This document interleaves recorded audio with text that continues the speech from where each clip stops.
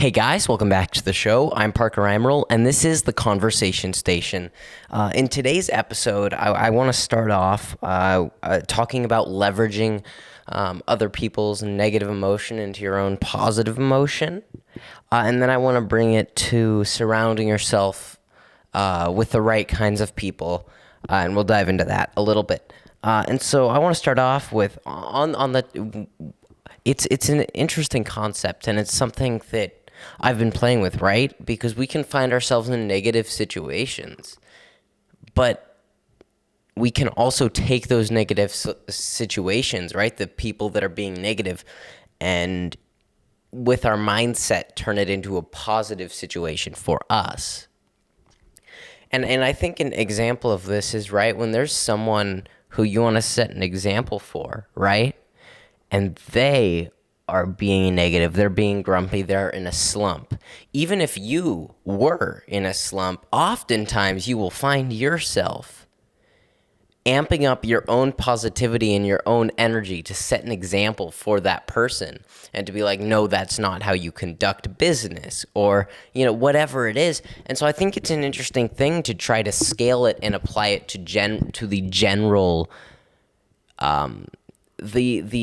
the general situations we find ourselves in, and take it beyond a specific subset of people and bring it to every situation you're in. And I think it's a hard thing to do, but I think it's just an interesting thought, right?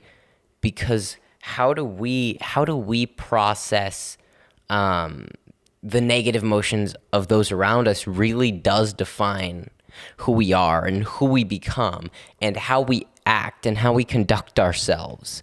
Because I think when you're in an overwhelmingly negative situation, there are two mindsets you can take. You can let those emotions control you, right? You can let them change your emotions, or you can use your emotions to try to change the emotions of those around you. And it's by no means an easy shift, and it's very situational, because there are going to be situations where you can't shift it, right? But I think it's also very important to maintain that perspective, because it is very easy to become the person that is being negative and forcing others to leverage those emotions. And so I want to give you this thought exercise almost of when there is someone in your life who is being negative, right? Think about what they're doing and think about how it affects you and the behaviors that you do, right? And think about multiple situations and multiple ways it'll affect you and others in that situation and the way they act. And then I want you to always be constantly self-reflecting, right? So do self-reflection on situations where you may have been that person. And I want you to shift, and I want you to be the example for yourself. It's important to stop relying on others to set examples for us when it comes to positive and negative emotions, when we can very easily make a choice and be the example. We can be the person that we ourselves look to, right? And you obviously want to have these external people, right, to some degree, that will help you when you can't do it yourself. But you should find yourself in these situations and know enough about yourself to be able to handle it. And I think that that's what's important. And I also think, though, sometimes I think it's also important to when you are being negative, think of other people's negative emotions, right? But don't think of it from a validation perspective. Think of it from, here are my emotions. The last time someone was frustrated about something and I felt like it wasn't reasonable and I set an example. Think about that. And then try to set that example for yourself internally, right? And I think that that's really all this point is to utilize your internal mind to set the example for you the same way you would for those around you. And on that, what I said about having those pillars of people, right? I think it's important when we are picking people in our lives, we need to make sure that we have people that will call us out, right? Call us out when we mess up, and we need to make sure that we create an environment where we allow them to call us out, where we don't lash out when they call us out in a very reasonable manner. And so you have to be very intentional about these things. I also like to think people can only call you out on the things you show them are there, right? Because we fall into this trap sometimes where we want to seem perfect to our peers. And it's very easy to leave out the things that we need to improve on.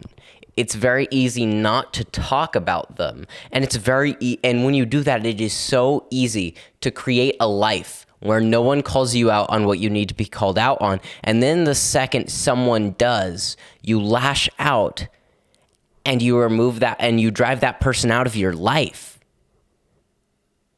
And so I think it's important that we maintain this idea of creating an environment where everyone in our lives is not scared to call us out, right? Give these people permission to do what is going to be hard for you to hear, right? And make sure that you have them do it on a consistent basis, because the best way to create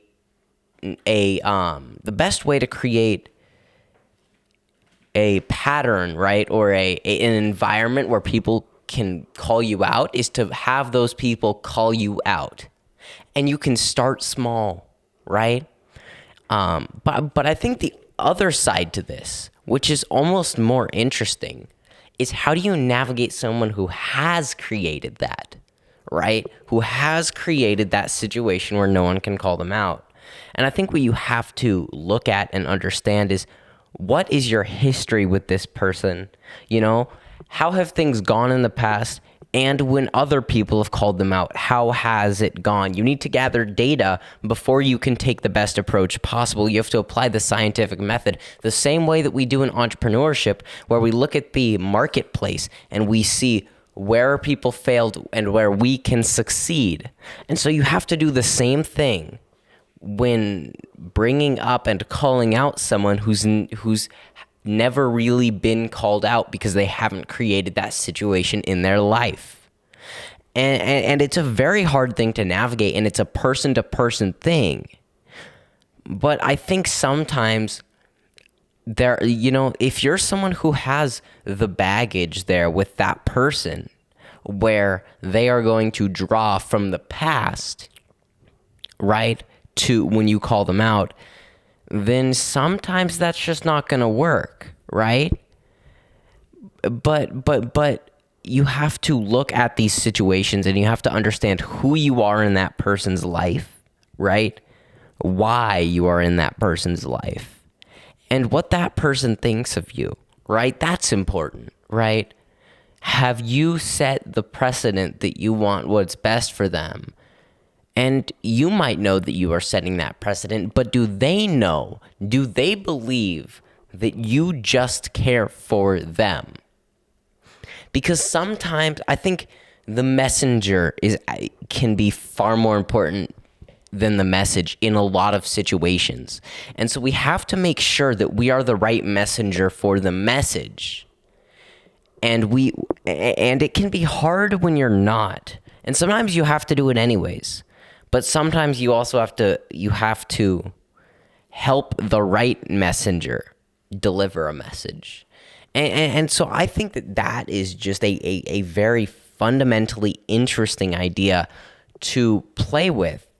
And when there are those other people in that situation, if you are not the right messenger to change that person's behavior, but you can help out the other people, right? The other people that deal with that person and have those same problems, you can shift from the idea of trying to fix them to just leading, right?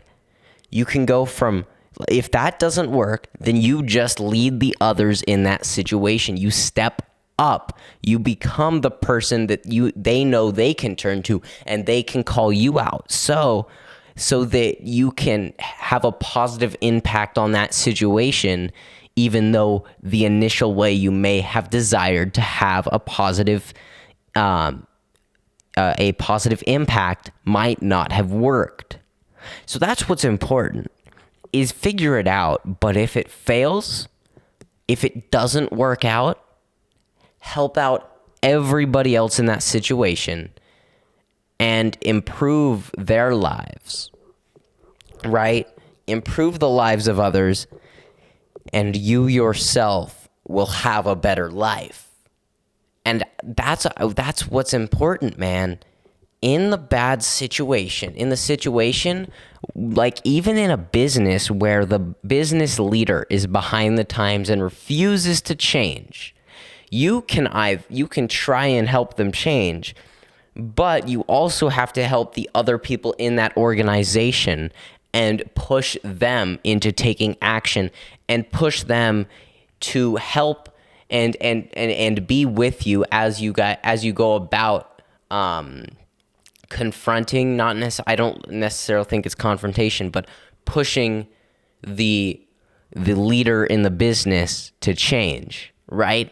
And so I think that these are all interesting things to explore, things that we all need to be thinking about in our lives, because we live in a world where there is a precedent in this world now, which I think is utterly ridiculous, that you can't call anyone out. You can't make fun of anyone. You can't say anything anyone finds offensive. But the fact is, the thing that people find the most offensive, oftentimes, is the thing that they need to be told the most, right? And there is blatantly stupid shit people say. There's stupid shit all over the place. And people say things that you just shouldn't say in some situations. But most of the time, it's not that big a deal, right? And so we need to change this precedent in the world that people can't be called out, that we can't say anything offensive, because sometimes the thing that someone needs to hear to improve is something that will shake them to their core. And so we have to make sure that we need to shift the culture from one of political correctness to one of moral correctness. That's what's important. We need to shift the culture in this country and in the world to one where we aren't politically correct, but morally correct. Two very different things. Don't let someone conflate them. That's what's happening these days. Everyone wants to conflate being politically correct with being morally correct. They are completely separate things. They are completely separate, because political correctness tends to involve tiptoeing around. And I also want you to think of the general idea of politics and politicians. Are politicians morally correct most of the time? Probably not, right? And politicians are also inherently fake. I can do a great politician speech where I say nothing. And so we need to understand the fundamental idea of political correctness is completely different from moral correctness. So that's what I want to leave you with, and I want you to take this with you going forward, right? It's up to us, right? There has been a weird precedent set of political over moral correctness. But at the end of the day, like, it's our choice. And we, especially to the young people listening to this, it is your choice. You are the one with the power to change the situation, right? You amongst, just in your life, you've got to start calling people out is difficult, but you have to start calling people out to create the culture where people are calling people out and creating better versions of everyone. And that's where I'm going to leave this one, man. I kind of took it in a direction I wasn't expecting, but man, I can't stress enough that we need to shift the culture from political to moral correctness. And I want to thank you guys for tuning in to the 30 and 30 challenge. I want to do a bit of self-promo here. Say, come on, share the episodes, please. I don't want to come off as too influencery. Share it with a friend. Hi, today I washed some dishes. Share this with a friend. But I just want to say that if you sign off on the message of these episodes, shoot them to someone they'll benefit. And that's about it. Thank you guys at home for watching. I'm Parker Eimerl. I've been talking to you, and this has been The Conversation Station.